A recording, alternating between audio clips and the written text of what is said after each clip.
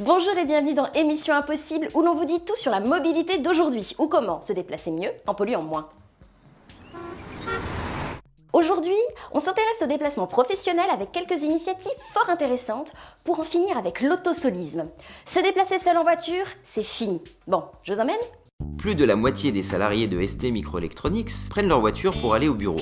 Mais ils ne sont pas les seuls car avec 15,5 millions de déplacements quotidiens, la voiture représente 43% des déplacements en Île-de-France.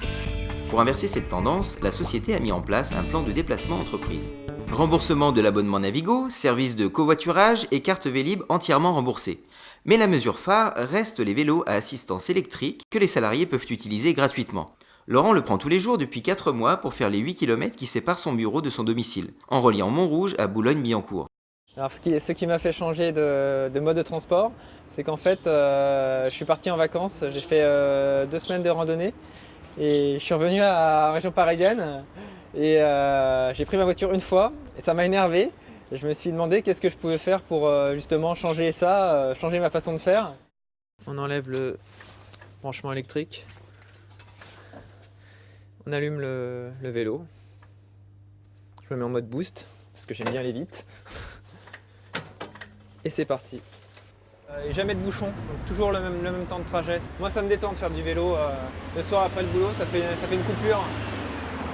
C'est aussi faire un petit peu de sport, un petit peu d'activité physique. Et puis le gros avantage pour moi, c'est d'être libre, de le prendre quand je veux et de le ramener quand je veux. Le service Green On, ça ne doit pas être une seule mesure, mais une série de petites mesures qui font que l'on touche à toute la population et à l'ensemble des employés. Mes collègues ne me prennent pas pour un fou, ils me taquinent un petit peu quand effectivement, par exemple quand il a neigé cet hiver. Ils gagnent en motivation d'employés également, et ça pour nous c'est quelque chose d'extrêmement fondamental. Pas de bouchon, pas d'énervement, et puis aussi le soir quand je rentre chez moi, comme je n'ai pas de parking, pas de problème de stationnement. Tous les soirs, il y a 2 à 3 vélos qui sont dans la nature. Donc pour nous, c'est tout à fait satisfaisant, c'est même au-delà de ce qu'on imaginait. 5 vélos pour 260 salariés, c'est certes peu, mais c'est un début. Et l'implication des collaborateurs est le vrai moteur pour développer les solutions de mobilité durable.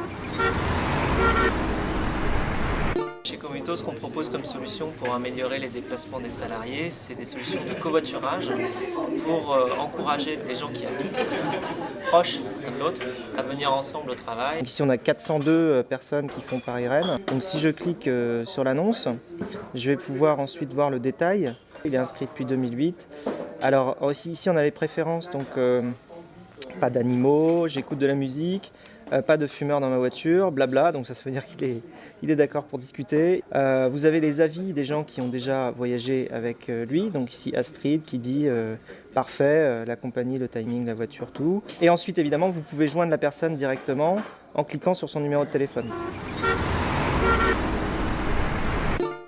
À retenir cette semaine, 66 000 tonnes de CO2 évitées pendant 2 ans grâce au service de visioconférence mis en place par Hewlett-Packard. C'est comme si vous y étiez. Le studio Halo de HP permet d'organiser des réunions de travail entre Londres, Tokyo et Santiago du Chili sans se déplacer.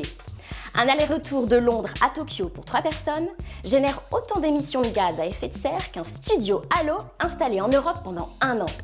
Fini la visioconférence et bienvenue dans le monde de la téléprésence, où l'on serait presque tenté de passer le café à son collègue japonais tellement on s'y croirait. Voilà, Émission Impossible, c'est fini pour aujourd'hui. J'espère que ces quelques exemples vous auront motivé à pousser la porte du bureau de votre patron pour lui parler de mobilité.